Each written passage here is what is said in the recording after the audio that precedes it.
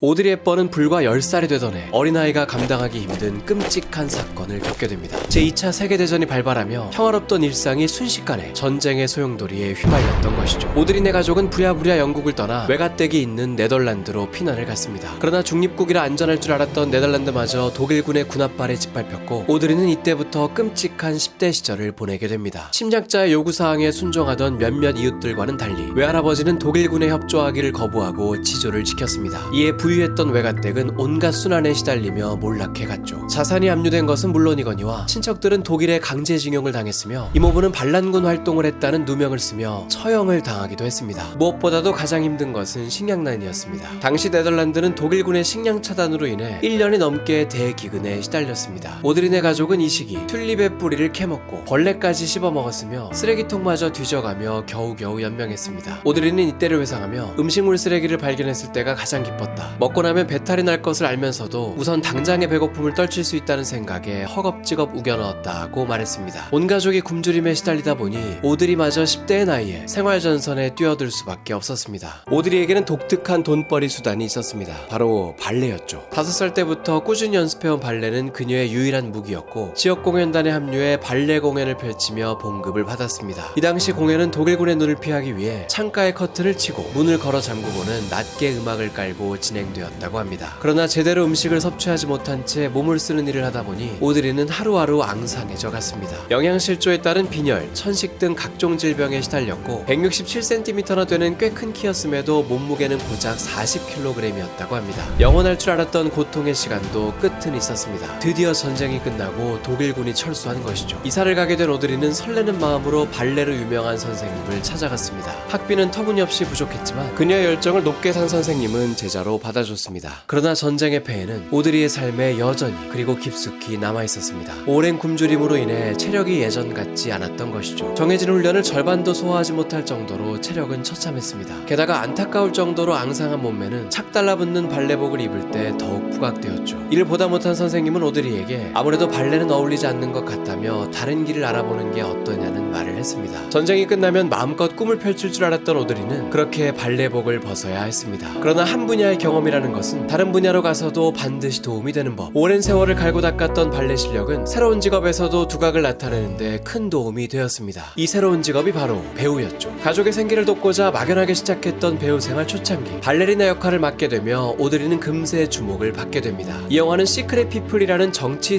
스릴러였는데 발레복을 입은 채 우아한 춤 실력을 뽐냈고 청순한 외모로도 강렬한 인상을 남겼습니다. 사실 이 시기 오드리의 미모를 실물로 본 사람들은 하나같이 홀딱 반하곤 했습니다. 이에 관해서 또 하나의 재미있는 에피소드가 있죠. 다음 영화의 카메라 테스트를 받을 때였습니다. 모든 대사가 끝나자 감독은 컷 사인을 외쳤는데 오드리의 아름다움에 넋이 나가 있던 카메라맨은 이 소리를 듣지 못하고 계속 촬영을 이어갔죠. 촬영이 다 끝난 줄 알았던 오드리는 평소처럼 자연스러운 행동을 했는데 너무나도 맑고 사랑스러운 모습을 본 감독은 딱 내가 원했던 영화 속 여주인공의 모습이라며 단번에 그녀를 주연으로 확정지었습니다. 이 영화가 바로 로맨틱 코미디의 전설로 남은 그 영화 로마의 휴일입니다. 여기서 오드리는 한 가상의 나라의 공주를 연기했습니다. 숨막힐 듯한 규율과 스케줄에 지쳐가던 이 공주는 이탈리아를 방문하던 중 자유를 꿈꾸며 몰래 숙소를 나가게 되죠. 처음으로 세상 밖으로 나오게 된 공주는 이내 한 남자를 만나게 됩니다. 이 남자와 함께 보내는 하루 동안의 소소한 일탈을 다룬 영화였습니다. 순수함과 맑음이 가득한 이 캐릭터는 어마어마한 사랑을 받았습니다. 영화 역시 초대박 흥행을 기록했고 훗날 영화 속 로마의 장소들은 이 영화로 인해 사람들이 바글바글한 관광지로 거듭났습니다. 특히 세상 행복한 표정으로 젤라또를 먹던 이 광장은 이 영화 이후 이곳에서 젤라또를 먹는 것이 대유행처럼 번지며 관광객들이 버리고 간 쓰레기로 발 디딜 틈 없이 수북히 뒤덮였습니다. 이를 보다 못한 로마 시청은 초강수를 두기에 이르는데 이곳에 있던 젤라또 가게를 아예 다른 동네로 이전시켜 버렸습니다. 대박 매출로 행복에 겨워하던 가게 사장님은 하루아침에 울상이 되었죠. 또 거짓말을 하면 손목이 달아나는 것으로 유명한 진실의 입. 이곳에서 진짜로 손이 잘린 척하는 상대방의 장난에 깜짝 놀라 어쩔 줄 몰라 하는 이 연기는 도저히 신인 배우답지 않은 리얼한 연기라며 극찬을 받았습니다. 그런데 이건 연기가 아니었습니다. 남자 주인공을 연기했던 그레고리 팩의 애드립에 대한 실제 반응이었죠.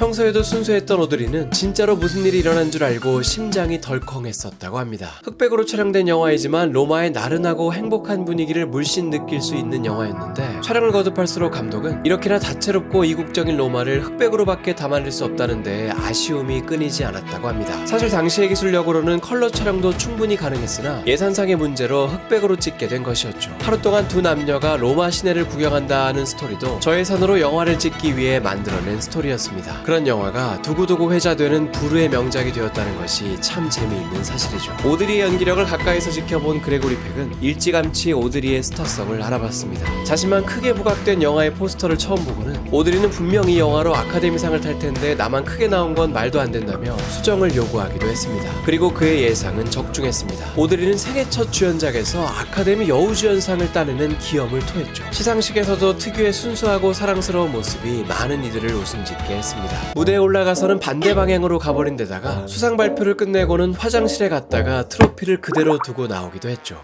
일순간에 할리우드의 자리매김한 오드리는 이 시기 외모에 있어서도 패러다임을 바꿔놓았습니다. 당시 할리우드는 마릴린 먼로, 엘리자베스 테일러 등 섹시미를 강조한 배우들이 인기였죠. 그러다 보니 청순함과 우아한 이미지의 오드리는 신선한 바람이었습니다. 언론에서는 그를 가리켜 여왕 같은 우아함과 소녀 같은 장난기가 절묘하게 공존한다. 막대처럼 가느다란 몸매가 보호 본능을 부른다 라고 묘사했습니다. 이런 오드리 특유의 가냘픈 몸매는 이후에도 항상 그녀를 대표하는 트레이드마크가 되었는데 사실 이는 유년 시절 겪었던 전쟁의 상처였습니다. 영양실조에 걸리며 앙상해진 체질이 고질병처럼 자리잡아 전쟁이 끝나고도 바뀌지 않았던 것이죠. 오드리는 패션에 있어서도 지대한 영향을 미쳤습니다. 한 세계적인 패션 브랜드와 관련해서 재미있는 에피소드가 있죠. 로맨틱 코미디 영화인 사브리나를 찍을 때였습니다. 촌스러웠던 소녀가 파리 유학 후 패션에 눈을 뜨며 세련미 넘치는 여성으로 거듭난다는 설정이었죠. 오드리는 이런 환골탈태하는 모습을 극적으로 보여주기 위해서 의상이 중요하다고 느꼈습니다. 이에 직접 파리로 향해 유명 디자이너들에게 연락하기에 이르렀죠. 이 당시 프랑스는 아직 로마의 휴일이 개봉하기 전이었기 때문에 오드리 헵번은 무명에 가까웠습니다. 그러다 보니 만나주지도 않은 채 거절한 곳이 많았죠. 유일하게 만나주겠다고 한 사람이 한 명 있었는데 바로 명품 브랜드 지방시의 창업자 위베르 드 지방시였습니다. 그런데 오드리 헵번을 처음 만난 지방시는 실망감을 감출 수 없었습니다. 자신이 생각했던 것과는 전혀 다른 사람이 나타났기 때문이었죠. 지방시는 미스 헵번이라는 말을 듣고는 당대 최고의 스타였던 여배우 캐서리 헵번인 줄 알고 자리에 나갔던 것입니다. 캐서리 헵번은 당시 막 두각을 나타내기 시작했던 오드리와는 차원이 다른 인물이었습니다. 아카데미 여우주연상을 무려 4회나 수상한 배우였는데 이 기록은 오늘날까지도 깨지지 않는 대기록이죠. 오죽하면 오드리가 데뷔했을 당시 소속사로부터 캐서리 헵번과 성이 같으니 가명을 쓰자는 제안을 받기도 했습니다. 이 말에 오드리는 단호하게 아니요, 저의 헵번은 오드리 헵번이니 상관없습니다 라고 말했다는 유명한 일화가 있습니다. 그러나 이런 당당한 자신감에도 불구하고 캐서리 헵번을 기대했던 지방시는 잔뜩 실망해서는 의상을 따로 만들어줄 수는 없다며 이미 시중에 나와있는 옷들 중에서나 고르라고 말했습니다. 그런데 의상을 고르는 모습을 가만히 지켜보던 지방시는 깜짝 놀랐습니다. 뛰어난 안목은 물론이거니와 기품 있는 말투가 더해지며 드레스를 걸칠 때마다 옷이 살아 숨쉬듯 반짝였던 것입니다. 또한 드레스와 함께 착용할 소품이나 모자들도 직접 제안했는데 이 센스에 지방시는 크게 감탄했다고 합니다. 그렇게 오드리 덕분에 사브리나는 영화계 역사상 최초로 브랜드에게 의상 협찬을 받은 영화가 되었습니다. 이때 입었던 옷들은 선풍적인 인기를 끌며 영화의 이름을 따서 고유명사가 되기도 했죠. 발목으로 갈수록 좁아지며 복숭아뼈가 보이는 이 스타일의 바지는 사브리나 팬츠라고 불렸고 오드리의 큰 키와 잘 어울렸던 플랫 슈즈는 사브리나 슈즈로 불렸습니다. 거의 70년이 지난 오늘날에도 여전히 해당 명칭으로 불리고 있을 정도이죠. 이때 오드리에게 홀딱발한 지방시는 향후 그녀가 출연하는 모든 영화에 의상 협찬을 하게 됩니다. 또 지방시는 오드리만을 위한 향수를 제작하기도 했는데 이 향수의 이름은 랑테르니, 프랑스어로 금지라는 뜻입니다. 오드리 헵번 이외에 다른 사람들은 사용을 금지한다는 의미였죠. 이 둘의 우정은 40년 가까이 계속되었습니다. 지방시가 90살의 나이에 세상을 떠나던 2018년에도 오드리가 선물로 준 코트를 고이 간직하고 있었다고 합니다. 배우로서 승승장구하던 커리어와는 달리 오드리는 남자 문제에 있어서만큼은 힘든 삶을 살았습니다. 첫 남편은 영화계의 바람둥이로 유명했던 멜 페러였습니다. 당시 그는 3번이나 이혼을 한 상태였고 인성 논란도 있어 오드리와는 어울리지 않는다며 주변의 만류가 이어졌죠. 그러나 오드리는 평생 이 남자뿐이라며 교제한 지 1년 만에 결혼식을 올렸습니다. 당시 멜페런은 한물간 배우로 취급되어 러브콜이 끊긴 상황이었습니다. 오드리는 남편의 복귀를 위해 스스로 정한 금기마저 깨며 한 영화에 출연했죠. 이 영화는 바로 톨스토이의 고전 명작을 원작으로 한 영화 전쟁과 평화였습니다. 이 영화 전까지 오드리는 유년 시절 겪었던 전쟁의 트라우마로 인해 절대 전쟁 영화만큼은 찍지 않겠다며 거절해왔습니다. 그런 그녀가 남편의 간청에 못 이겨 어렵사리 용기를 냈던 것이죠. 그나마 전투 장면에 있어서만큼은 등장하지 않는 것으로 합의를 봤다고 합니다. 오드리의 내조는 남편과 공동 출연을 하는 것으로 그치지 않았습니다. 남편이 영화 감독을 할 수 있게 적극적으로 도왔죠. 알프레드 히치콕 감독을 비롯해 거장 감독들이 제안한 캐스팅을 거절하고 남편이 감독을 맡는 저예산 영화에 출연했습니다. 녹색의 장원이라는 로맨스 영화였는데 사슴을 데리고 다니며 맨발로 정글 속에서 지내는 신비한 여인을 연기했죠. 그러나 이 영화는 제작비에도 미치지 못하는 처참한 수익을 기록하며 혹평을 받았습니다.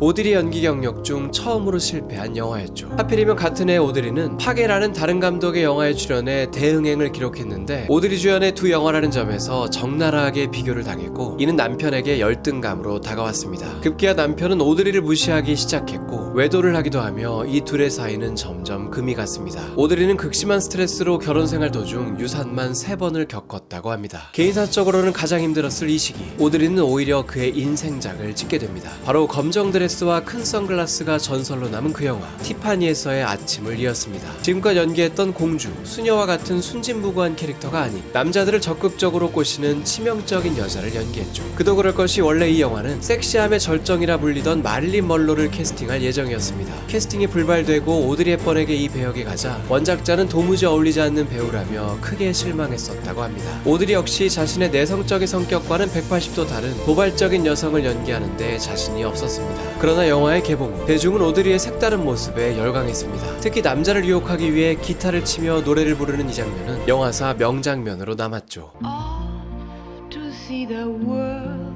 이 영화는 제작비의 6배 가까이 벌어들이며 크게 성공했습니다. 특히 오드리가 직접 부른 문 리버라는 노래는 아카데미 주제가상을 수상하기도 했죠. 이 영화는 또 세계적인 관광지를 만들어내기도 했습니다. 명품 보석 브랜드인 티파니 매장의 진열품을 응시하며 유유히 크루아상을 꺼내 먹던 이 장면, 영화의 오프닝이었던 이 짧은 1분의 장면 덕분에 티파니의 뉴욕 본점은 사진을 찍으러 몰려드는 관광객들로 금세 북적거렸죠. 티파니는 이 영화로 큰 홍보 효과를 누렸고 가게 앞에서 크루아상을 먹는 사람들이 인산인해를 이루자 아예 본점 건물에 자체적으로 카페를 열어 티파니에서 아침을 일하는 세트를 출시하기도 했습니다. 훗날 오드리 헵번의 애장품이 경매로 나왔을 때에는 이 영화의 대본이 무려 10억 원 정도에 낙찰되며 역대 할리우드 대본 경매가의 신기록을 세웠습니다. 그러나 이런 커리어에서의 승승장구에도 불구하고 여전히 가정사는 오드리를 옥죄어 갔습니다. 이 즈음 남편은 일감이 거의 끊겨 경제적으로도 오드리에게 의존하던 상황이었는데 열등감은 점점 커져 질투심으로 번졌고 모든 것을 통제하려 했습니다. 결국 오드리는 이혼을 생각하기에 이르렀죠. 그러나 둘 사이에 어렵게 낳은 아들을 생각하니 쉽게 결정을 내릴 수 없었습니다. 부모님의 이혼으로 평생 아버지를 그리워하며 살아온 오드리였기에 자식에게 똑같은 상처를 주고 싶지 않아 했죠. 아버지는 오드리가 고작 6살 때 집을 떠나 수십 년을 연락 한 통 없었다고 합니다. 오드리는 남편과의 관계 개선을 위해 영화계 은퇴마저 선언하고 가정에 충실하려 했었습니다. 그러나 둘의 관계는 좀처럼 나아지질 않았고 결국 이혼을 결심했죠. 그렇게 해서 결혼한 지 14년 만에 이둘은 결혼 생활에 종지부를 찍었습니다. 남편이었던 멜페런은 3년 후 5번째 아내를 맞이했고 훗날 90살의 나이로 사망할 때까지 이 여자와 함께 살았습니다. 오드리 역시 이혼한 지 1년 만에 새 남편을 만났습니다. 9살 연하의 정신과 의사였습니다. 이탈리아인이었던 이 남자는 오드리의 데뷔 초창기 때부터 열렬한 팬이었고 주변 사람들에게 난 꼭 오드리와 결혼할 거다를 말하고 다녔었다고 합니다. 오드리는 영화계로 복귀하지 않겠다는 걸 재차 선언하며 남편과 함께 이탈리아에서 지냈습니다. 이 둘 사이에는 아들이 한 명 태어났고 오드리는 어머니로서 또 아내로서의 삶에 온전히 집중했죠. 이런 가정주부 생활은 10년 가까이 이어졌습니다. 오드리는 어느새 영화계에서 점점 잊혀져 갔습니다. 훗날 그녀는 이 시기를 가리켜 아이 옆에 있을 때가 가장 행복했다. 많은 이들이 어머니가 되는 건 희생의 연속이라고 하지만 내겐 오히려 축복이었다고 말했습니다. 그러나 오드리의 이런 평화로운 삶은 결국 남편의 외도로 흔들리기 시작했습니다. 오드리가 외출을 할 때면 집으로 당당히 다른 여자를 데리고 올 정도였고 이를 보다 못한 가정부가 귀띔을 해줘서 알게 된 적도 있었죠. 이 남자의 바람기는 실로 어마어마했는데 파파라치 카메라에 찍힌 여자들만 200명이 넘었다고 합니다. 오드리는 바로 이혼을 하지 않고 아이들이 그들이 최소한의 이혼을 받아들일 수 있는 나이가 될 때까지 기다렸습니다. 그렇게 결혼한 지 12년째가 되던 해 오드리는 다시 한번 이혼을 하게 됩니다. 세상 사람들의 사랑을 듬뿍 받던 오드리는 정작 남편들에게만큼은 사랑을 받지 못했습니다. 이혼 후 오드리는 스위스의 작은 마을로 이사갔습니다. 그리고 이 평화로운 곳에서 오드리는 조금씩 늙어갔습니다. 그러나 그녀의 삶은 여기서 끝나지 않았습니다. 이곳에서 새로운 꿈을 찾았던 것이죠. 거실 소파에 앉아 먹다 남은 초콜릿을 멍하니 응시하던 때였습니다. 오드리는 문득 유년 시절의 한 장면이 떠올랐습니다. 굶주림에 아사 직전까지 갔던 그 시절, 한 군인 아저씨가 건네줬던 초콜릿 한 조각이 문득 생각났죠. 씹기도 전에 입안에서 녹아 없어지던 그 초콜릿의 달달함, 그리고 그 순간 안쓰러운 표정으로 웃음을 지어줬던 그 군인의 얼굴. 이 생각은 이윽고 또 다른 장면으로 이어졌습니다. 해방 직후 오드리의 마을로 물건들을 잔뜩 싣고 와 음식과 구급약을 나눠주던 유니세프의 모습이었죠. 유년 시절 어른들에게 도움을 받았던 순간들을 떠올리자 오드리는 큰 결심을 하게 됩니다. 힘없이 도움을 받던 꼬마에서 사랑으로 도움을 주는 어른이 되기로 말이죠. 이후 그녀는 5년간 50회가 넘도록 빈민국으로 향했습니다. 사비를 들여가며 봉사활동에 매진했죠. 이 시절 오드리가 했던 유명한 말이 있습니다. 어린이를 외면하고 어린 시절을 외면하는 것은 삶을 외면하는 것과 같다. 어린이는 스스로 목소리를 낼 수 없으니 우리가 대신해야 한다 라고 말했죠. 아이들을 안고 미소 짓는 오드리의 모습을 본 사람들은 하나둘씩 모금에 동참했습니다. 유니세프의 후원금은 몇 배로 늘어났죠. 당시 한 광고에서는 우리가 가장 아름다운 오드리 헵번을 만난 것은 로마 휴일이 아닌 아프리카에서였습니다 라는 문구를 쓰기도 했습니다. 오드리 헵번의 생애 마지막 영화는 스티븐 스필버그 감독의 1989년작 영원은 그대 곁에입니다. 여기서 천국으로 가는 길목에서 죽은 자들을 안내해주는 천사 역할을 맡았죠. 이 영화의 주연 배우는 천사 역할에 오드리가 캐스팅되었다는 소식을 듣고는 그래, 이분 말고 과연 누가 천사를 맡을 수 있겠나 라며 감탄했다고 합니다. 짧은 비중임에도 오드리는 10억에 달하는 출연료를 받았는데 이를 전액 유니세프에 기부했습니다. 그러나 이런 아름다운 행보도 영원할 순 없었습니다. 어느덧 죽음의 그림자가 드리우고 있었기 때문이죠. 여느 날처럼 소말리아에서 봉사활동을 하던 날이었습니다. 갑자기 심상치 않은 복통이 시작돼 복귀하자마자 정밀 검사를 받았죠. 결장한 말기라는 청천벽력 같은 판정을 들었습니다. 더욱 그녀를 충격에 빠뜨린 것은 살 날이 3개월밖에 남지 않았다는 말이었죠. 수술 후에도 호전의 기미가 보이지 않자 오드리는 치료를 포기하고 스위스로 돌아가 남은 시간을 평화롭게 보내기로 결심했습니다. 그런데 한 가지 문제가 있었습니다. 건강 상태 때문에 스위스로 돌아가는 것조차 쉽지 않았던 것이죠. 수술을 받았던 병원은 LA에 있었는데 이미 연약해질 대로 연약해진 그녀의 몸은 긴 비행 시간을 감당할 수 없었습니다. 이때 나섰던 것이 그녀의 오랜 친구 지방시였습니다. 오드리의 소식을 들은 지방시는 전용기에 생명 유지 장치를 설치하고 의료진을 함께 태워 LA로 향했습니다. 지방시는 직접 동행해 기압 차이, 착륙 시 충격 등 세세한 부분까지 각별히 신경 써가며 오드리 수송 작전을 총괄했습니다. 덕분에 오드리는 무사히 스위스에 도착했고 그녀는 이제 집안의 물건들을 정리하며 작별을 준비했습니다. 약속의 3개월은 빠르게 흘러갔습니다. 쌀쌀하던 늦가을 날씨는 어느덧 시리는 바람이 몰아치는 겨울 날씨가 되었죠. 인생의 마지막 크리스마스라는 것을 한 오드리는 가족들이 모인 자리에서 시 한 편을 읊었습니다. 이 시는 이런 구절로 끝이 납니다. 나이가 들어가며 우리는 인간의 손이 두 개인 이유를 깨닫게 됩니다. 한 손은 자신을 돕기 위해, 그리고 다른 한 손은 남을 돕기 위해서입니다. 앙상한 두 손 중에서도 남을 도와주는 손이 유독 더 컸던 오드리는 1993년 1월 63세 나이에 눈을 감았습니다.